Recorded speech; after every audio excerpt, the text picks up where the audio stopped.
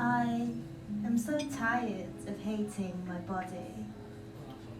I feel inadequate, delicate, fumbling over these steps. I cannot do this anymore. This isn't waking up sick from the anticipation of my reflection in the mirror. This isn't the flesh under my belly playing judge and jury. Should I grab an apple or a scalpel? What is it today? I pray to crave exactly what my body needs. Tell me why every meal tastes like I'm losing. Bless me with this knowledge, this acceptance of self, the self never quite accepting itself. I cannot do this anymore. This, as in repeatedly telling myself food is fuel you have to eat, please, eat, please.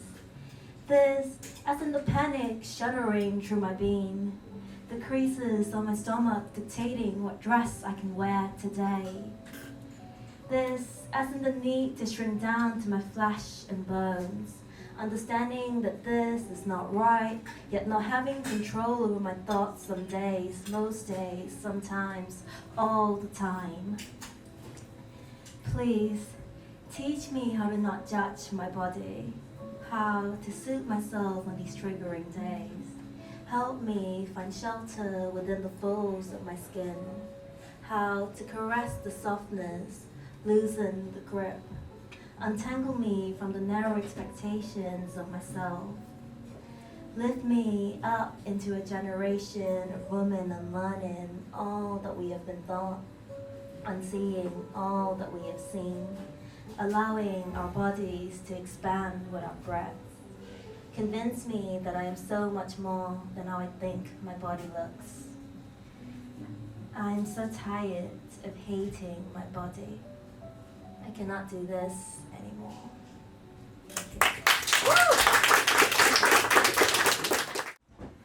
I went home, Dad. I went home to a home without you, and it was weird.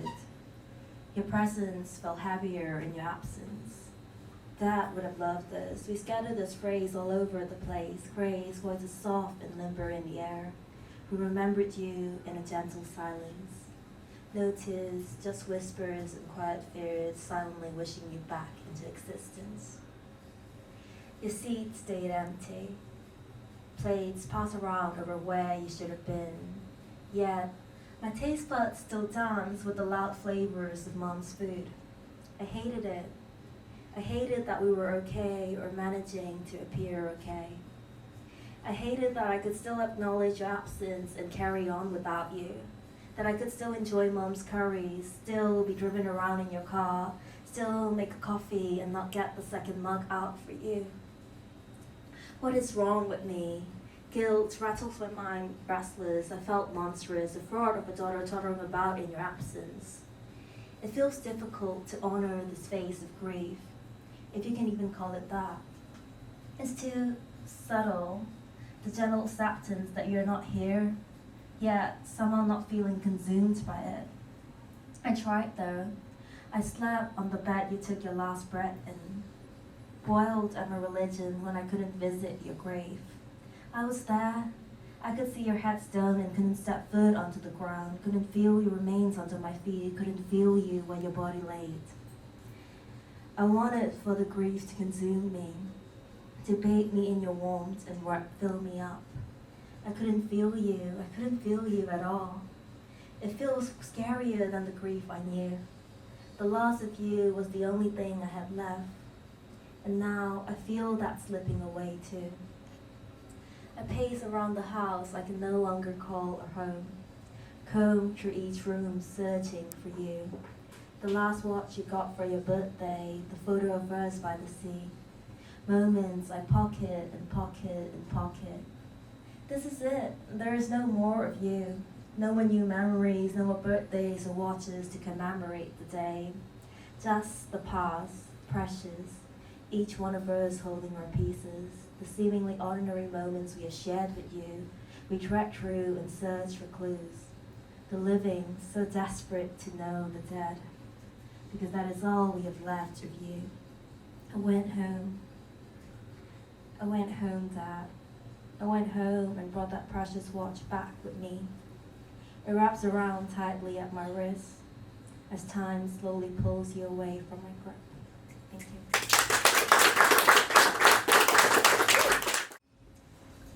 It scares me how simple life really is. How the marks we leave when we leave this world are just really little things that aren't so little. The tender moments we just slip past. Like the way my grandma looked at me, the entirety of love wrapped within her eyes. My father's smell, it was very particular, strong out that smelled so clean. I miss cream teas with my mom. Every phone call from dad checking up on us. Never quite knowing what a privilege it was to have your parents' voice on the other end of the line. How I could come home to him watching football and snuggle in, my tiny arms linking into his. If feeling safe was just a moment, this would be it. The softness of my great-grandmother's skin, her wrinkles and rolls telling all the stories we didn't get to know. I miss being able to message my mate when funny things happened to me. He would have found this hilarious. Loss has only made me love so much harder, hold the ones I have so much tighter. Saturdays in the shops with my sister, having cake and tea together until the living room goes dark. The way his belly shakes when he laughs. Little things that aren't so little. I hold them so close to my heart. Thank you.